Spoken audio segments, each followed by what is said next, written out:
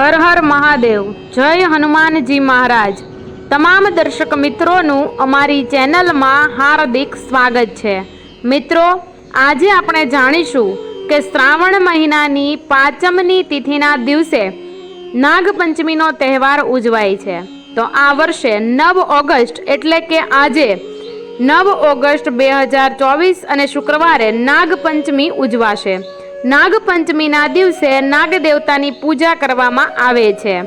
આ દિવસે વિધિ વિધાનથી માટીના નાગ બનાવવામાં આવે છે અથવા તો તેની તસવીર કાગળ પર બનાવીને તેમની પૂજા કરવામાં આવે છે। તો મિત્રો, મોટા ભાગે શિવ મંદિરમાં જઈને મહિલાઓ નાગની પૂજા કરતી હોય છે। આમ કરવાથી નાગદેવતા પ્રસન્ન થાય છે।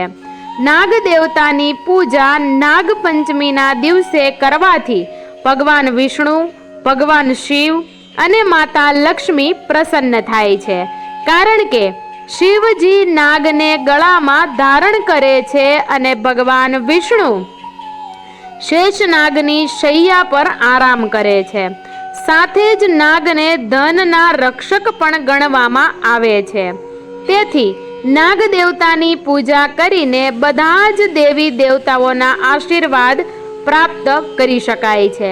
પરંતુ મિત્રો, નાગપંચમીના દિવસે તમારે કયું કાર્ય ન કરવું જોઈએ તે વિશે આપણે વિસ્તારથી માહિતી મેળવીએ તે પહેલા તમને એક વિનંતી છે કે વિડીયોના અંત સુધી જોડાયેલા રહેજો। વિડીયો ગમે તો વિડીયોને લાઈક, શેર અને અમારી ચેનલને જરૂરથી સબસ્ક્રાઇબ કરજો। તો મિત્રો, નાગપંચમીના દિવસે ન બનાવો રોટલી।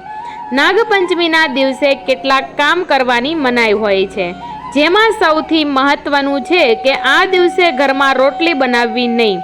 નાગપંચમીના દિવસે લોઢાના તવા કે લોઢાની કઢાઈનો ઉપયોગ કરવાની પણ મનાઈ છે।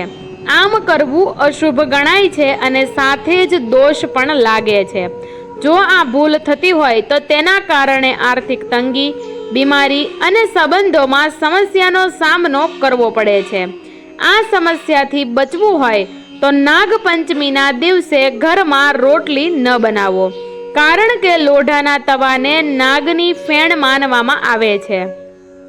નાગપંચમીના દિવસે તવો ગરમ કરવાથી નાગદેવતાને કષ્ટ થાય છે।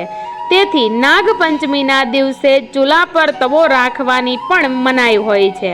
જે ઘરમાં નાગપંચમીના દિવસે રોટલી બને છે ત્યાં રાહુ અને કેતુનો દોષ અને કાલ સર્પદોષ લાગે છે।